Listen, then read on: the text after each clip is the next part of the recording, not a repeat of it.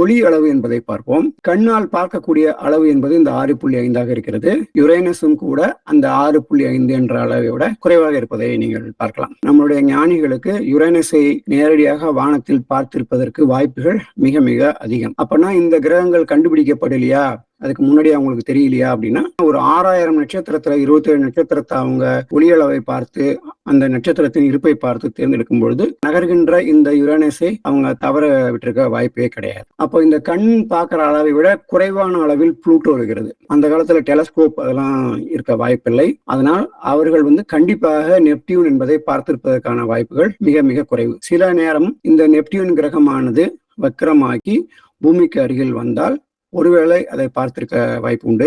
எப்போதாவது தெரிகின்ற நெப்டியூன் ஆகிய இரண்டும் பார்வையில பார்த்து எங்க இருக்குன்னு உறுதிப்படுத்திக்க முடியாத காரணத்தால் இந்த 2 கிரகங்களும் ஜோதிடத்தில் பார்வை ரீதியாக எடுத்துக்கொள்ள வாய்ப்பு மிகவும் குறைவு.